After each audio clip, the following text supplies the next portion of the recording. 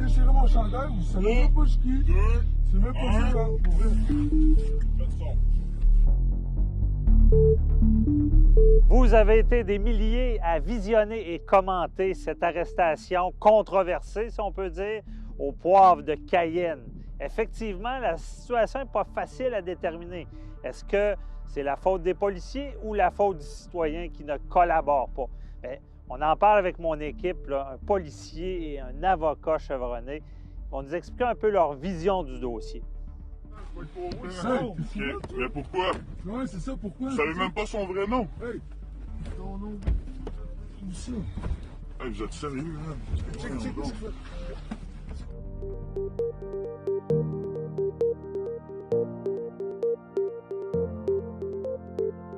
Maître Boily, vous avez vu le vidéo. Oui.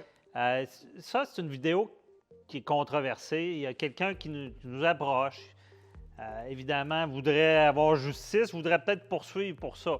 Mais c'est ambigu. Je voulais savoir, c'est quoi votre opinion là-dessus? Là? Écoutez, oui, ma première réaction, c'est d'abord, lorsqu'un policier demande quelque chose, ça ne veut pas dire qu'il a raison de le demander, mais une personne en autorité qui vous demande quelque chose qui n'est pas déraisonnable, votre non. Ma première réaction, c'est de dire on aurait dû répondre. Bon, là, on voit qu'il y a une escalade qui se fait tranquillement dans la vidéo. Bon, est-ce que le policier a bien agi? Probablement pas. Est-ce que le client potentiel a bien agi? La même réponse. Manifestement, c'est quelqu'un qui connaît ses droits. Parce que vous n'avez pas d'obligation légale de vous identifier, à moins que ces trois raisons-là apparaissent. C'est-à-dire, un, vous êtes un conducteur d'un véhicule. Vous devez montrer votre permis de conduire, vos papiers d'assurance, votre immatriculation. C'est une obligation prévue dans le Code de sécurité routière. Si vous ne le faites pas, vous êtes passible d'une arrestation pour identification. Quelqu'un qui se fait intercepter doit s'identifier, mais qu'est-ce qu'il y en est des autres passagers? Les passagers n'ont pas à s'identifier, à moins de deux exceptions. Si le policier vous prend pour quelqu'un qui aurait commis une infraction, ou si vous-même vous avez commis une infraction. Exemple, vous êtes en train de... vous n'avez pas mis votre ceinture de sécurité, vous avez commis une infraction, vous devez vous identifier. Lorsqu'on voit dans la vidéo l'escalade, un moment donné, le policier il donne 2 ou 3 avertissements en disant « Si tu ne donnes pas ton identification, je vais procéder avec le poivre de Cayenne. » Est-ce que c'est la force raisonnable pour identifier quelqu'un? Bien, poser la question, c'est un peu y répondre. Je pense que ce n'est pas nécessaire de mettre un poivre de Cayenne. Maintenant, lorsqu'il met la personne en arrestation, le vidéo, enfin, ce que j'ai vu moi, il le met en état d'arrestation, mais une fois qu'il a reçu le poivre de Cayenne. Ça peut peut-être, là, soulever un doute dans la tête d'un juge puis dire il y a eu une arrestation illégale. Dans le fond, est-ce que le poivre de Cayenne était nécessaire? Est-ce que la menace méritait d'envoyer du poivre de Cayenne? Encore là, l'escalade démontre que l'individu en question résiste. Bien, avant de recevoir le poivre de Cayenne, une fois qu'il le reçoit, là, évidemment, il est un peu plus malheureux. Là, et là, on voit qu'il se débat encore un peu plus. Le policier va le chercher dans la voiture, etc. Ça demeure une arrestation, tant qu'à moi, qui n'est peut-être pas nécessairement faite suivant les normes. Il y a peut-être une faute des policiers. On voit que, évidemment, on le dit aux gens, c'est pas le temps de faire valoir vos droits quand vous êtes sur la route. Si vous vous faites arrêter, collaborez, vous viendrez nous voir par après. Là, il résiste, là, c'est le problème. Monsieur voudrait prendre des procédures. Est-ce qu'il y a une cause avec ça? Encore là, écoutez, on n'a pas, évidemment, on a cet angle-là, on a une partie de la preuve, on n'a pas toute la preuve. Qu'est-ce qui s'est dit avant, qu'est-ce qui s'est dit après? Évidemment, ce qu'on voit là pourrait peut-être être l'objet, à tout le moins, d'une plainte en déontologie policière, sûrement. Est-ce que ça peut faire l'objet d'une réclamation pour dommage alors qu'il y a une escalade qui se fait? Je suis un petit peu plus chatouilleux à ce niveau-là. Parce que c'est pas venu comme ça. Le policier n'a pas agi de façon impromptue, sans avis, sans avertissement. Et si le policier il me dit « arrête ou je tire », bien, j'ai 2 choix. J'arrête ou il tire. Fait que là, le policier il dit « identifiez-vous, bien, je vais vous poivrer ». Y a-tu le droit de le faire? Peut-être pas. Mais il a quand même été avisé à plusieurs reprises, puis il ne l'a pas fait. Ça peut démontrer, parce que le policier a le droit d'utiliser la force, il y a une menace contre lui ou contre n'importe quel individu public, autour. le public. Il est là pour protéger le public. Et là, il peut utiliser la force qui est raisonnable dans les circonstances. Est-ce que là, en droit civil, on pourrait dire, OK, la personne ne collaborait pas, mais la réponse, parce qu'il se passe quand même beaucoup de temps, donc on voit que le monsieur ne sort pas d'armes ou quoi que ce soit, donc la réponse est exagérée et ça mériterait un dédommagement? Ou? Oui, effectivement, là-dessus, là, je vous suis, puis là-dessus, oui, il pourrait y avoir un dédommagement. Est-ce qu'il va en avoir un? Ça, c'est une autre chose. Mais est-ce que le policier a agi de façon peut-être un peu trop, entre guillemets, brutale? La réponse me semble être oui. Maintenant, comme je vous dis, on a toute la preuve. Et puis, d'un autre côté, vous avez l'individu en arrière qui, lui, semble vouloir tempérer les choses et on ne s'énerve pas, donne-y ton nom, ça va arrêter, etc. Et la personne qui est l'objet de ces demandes-là, manifestement, ne l'écoute pas et ne fait que dire au policier, je te donne pas, mais en fait, il ne dit pas, je te donne pas mon nom. Pourquoi? Il dit, c'est pas moi, alors que le policier veut faire une vérification. Donc, c'est pour ça que je vous dis, en droit civil, de là à dire que cela mérite un dommage et un lien de causalité entre le dommage, le policier et la façon dont le client, entre guillemets, aurait agi, je pense qu'on a une côte à remonter. Maintenant, il n'est pas impossible de pouvoir dire que oui, ça se plaide. Est-ce qu'un juge va l'accorder?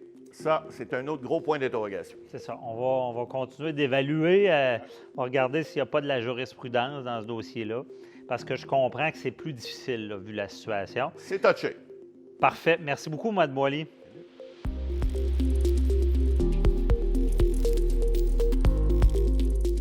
Évidemment, il y a toujours deux côtés à la médaille. À la firme, avec notre équipe, on veut savoir l'autre côté. On en parle avec Daniel Clérou, chef inspecteur aux opérations policières à la retraite.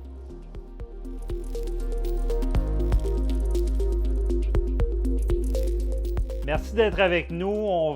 Vous avez vu ce vidéo qui est controversé quand même. On se pose la question, est-ce que le citoyen aurait dû obtempérer ou est-ce que c'est les policiers qui auraient pu utiliser une force excessive? Qu'est-ce que vous en pensez? Comment vous voyez ça, l'intervention policière? Bon, dans un premier temps, M. Bernier, on va être franc, là, la majorité des citoyens qui font affaire avec la police, lorsqu'ils se font demander leur nom, de s'identifier, ils collaborent, ça se fait de façon assez simple et assez gentille. D'un autre côté, quand je regarde le vidéo, je l'écoute, je le regarde, on s'aperçoit que les policiers ont besoin d'un motif, généralement, pour faire une intervention telle que celle-là, pour demander à quelqu'un de s'identifier. De ce que je peux comprendre lors du vidéo, on entend quelqu'un à l'arrière dire « Ah, donne-y donc ton nom, donne-y donc ton nom, ça va être plus simple. » Le gars ne veut pas le donner. Il dit même à un moment donné vous n'avez pas le bon gars, vous n'avez pas le bon gars. Bon, donne-les ton nom, ça va bien aller. Après ça, là, il n'y aura pas besoin de faire d'intervention qui va en arriver à peut-être être un petit peu musclée. Donc, les policiers, ils se doivent d'avoir un motif pour pouvoir intervenir. Si on part du principe qu'ils ont un motif pour le faire et que la personne n'a pas voulu s'identifier, là, à ce moment-là, il n'obtempère pas, il commet une entrave au travail des policiers. Les policiers, il faut qu'ils prennent les moyens nécessaires pour pouvoir réussir à avoir l'identification de cette personne-là. Mais est-ce que le moyen était peut-être trop excessif d'y envoyer du poivre de Cayenne? Bon, c'est ça. C'est que les policiers ont un tableau d'emploi de la force, OK? Qu'ils apprennent là, à l'École nationale de police et qu'ils doivent appliquer tout le long de leur carrière. Et il y a une gradation comme ça qui nous amène jusqu'à l'utilisation de l'arme à feu dans les cas extrêmes. Mais entre les deux, là, il y a des étapes. Donc, il y a le contrôle articulaire qui peut être utilisé. Après ça, il y a les différents outils tels que le bâton télescopique, il y a le poivre de Cayenne, il y a différents moyens d'essayer de faire comprendre aux gens de réussir à interpeller quelqu'un. Dans le cas qu'on voit là, on voit que les policiers lui ont demandé, on voit après ça qu'ils tentent de le retirer de l'auto. La personne ne veut pas, elle se débat. Et après ça, ce qu'on fait, on l'avise. Monsieur, si vous sortez pas de l'auto, on va utiliser le poivre de Cayenne. Est-ce qu'on aurait pu prendre autre chose comme moyen? Je pense que le bâton télescopique n'est pas approprié. Okay. De commencer à faire un contrôle articulaire, ça ne fonctionnera pas parce qu'ils ne sont pas en position d'être capables de le faire. Un des moyens qui reste, selon moi, était le poivre de Cayenne. Je ne dis pas que c'est nécessairement la solution à apporter, mais je pense que d'utiliser le poivre de Cayenne pour que la personne va réussir à la sortir de l'auto sans être obligé de se tirailler avec, ça demeure quand même un moyen qui est peu violent, c'est sûr que ça a l'air agressif. Mais je le dis toujours, à partir du moment qu'on veut arrêter une personne là, qui ne veut pas, ben on crée quasiment un monstre et puis ça, c'est difficile à contrôler. La poivre de Cayenne, ce que ça fait, c'est que ça engourdit pas mal la personne, ça lui enlève beaucoup de ses moyens et on voit qu'ils ont réussi à le sortir. Okay. Maintenant, il reste à démontrer par après, le policier aura à démontrer, est-ce qu'ils avaient les motifs pour le faire? Est-ce que leur intervention était selon la règle de l'art? Mais dans la façon de faire, je pense que c'était relativement correct. Mais qu'est-ce que ça prend là, en tant que policier sur le terrain? À quel moment on décide, là, parce qu'on doit sortir la personne du véhicule absolument, jusqu'à utiliser la force? Quel genre de motif ça prend là, pour vraiment extirper quelqu'un? Dans le cas qui nous préoccupe ici, avec la vidéo, si je comprends bien, les policiers semblaient avoir un motif parce que la personne lui dit « Tu n'as pas la bonne personne, je ne te donnerai pas mon nom. » Si je n'ai pas la bonne personne, donne-moi ton nom, puis on va le régler le problème. Ça va être assez simple. OK. Mais justement, là, on entend souvent ça. Les gens disent, bon, la règle, c'est que le conducteur doit s'identifier, mais les passagers n'ont pas cette obligation-là. Là. Les policiers voient ça comment? Est-ce que c'est vrai là, que le passager peut refuser de s'identifier? Ça a toujours été ça, Maître Bernier. À partir du moment qu'on intercepte un véhicule spécifiquement au code de la sécurité routière, puis qu'on demande aux passagers de s'identifier, il n'a pas commis d'infraction, à moins qu'il n'avait pas sa ceinture. Il reste à peu près juste ça là, qui donnait des pouvoirs aux policiers. Mais s'il n'a rien fait, bien, la personne qui ne s'identifie pas, qui ne veut pas s'identifier, bien, le policier il va falloir qu'il prenne son mal en patience. Mais donc, là, on est policier, on demande aux conducteurs, si on demande aux autres de s'identifier, mais on n'a pas ce soupçon, ce motif, ils peuvent refuser. Mais est-ce que le policier le prend mal, disant « Oh, il refuse, donc il doit se reprocher quelque chose? » Je vais vous dire, oui, que c'est mal pris, parce que c'est assez rare que lorsqu'on demande à quelqu'un de s'identifier, qu'il ne le fait pas. Okay. C'est très, très rare. Généralement, les gens qui refusent de s'identifier, c'est soit pour... Bon, ils veulent se braquer contre la justice ou ils ont quelque chose à se reprocher. Mais généralement, les gens, je dirais à 99%, s'identifient toujours. C'est sûr que c'est... Ben, pourquoi tu me le demandes? Ouais. Mais c'est tout le temps plus facile de le faire, puis d'après ça, se plaindre, que dire non, puis d'en subir les conséquences. C'est ça, parce que monsieur veut qu'on regarde pour une poursuite civile, est-ce qu'il a droit à être dédommagé de l'intervention? C'est pour ça qu'on creuse un peu pour mieux comprendre. Monsieur Cléroux, il y a aussi un élément, dans la vidéo, on voit que monsieur reçoit du poivre de Cayenne et par la suite, les policiers disent qu'il est en état d'arrestation.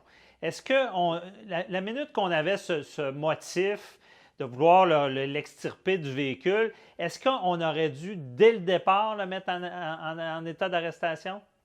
Je crois que oui. Je crois qu'avant même de l'asperger de poivre de Cayenne, on se doit de lui donner toutes les informations nécessaires pour lui donner une chance d'obtempérer.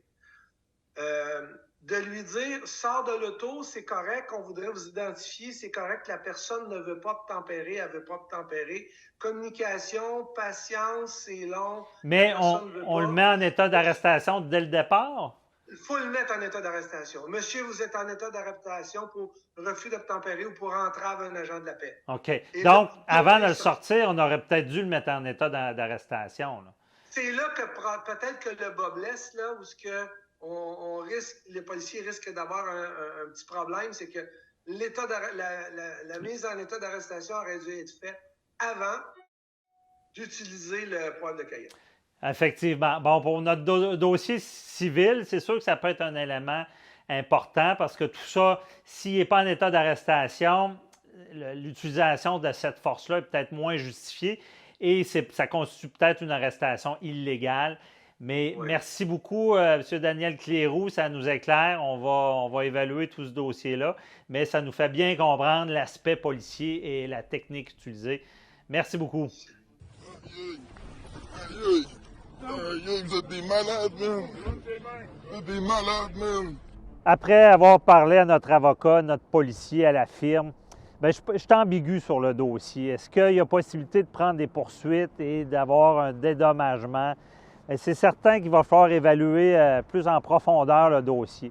Par contre, il faut faire attention. Ce n'est pas parce qu'un citoyen ne collabore pas ou même commettra un crime qu'il n'a pas le droit d'être protégé des policiers. L'autorité, c'est les policiers.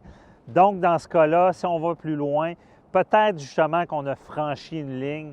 Est-ce qu'on aurait pu être plus patient, attendre plus longtemps pour que monsieur sorte du véhicule? Est-ce que M. Cléroux, notre policier, dit que le poivre de Cayenne, il fallait l'utiliser? C'était peut-être une mesure, mais je ne suis pas vraiment d'accord. J'ai l'impression qu'on aurait pu être plus patient, mais pour l'instant, on ne sait pas encore si on va pouvoir prendre des poursuites. Il va falloir réévaluer le dossier.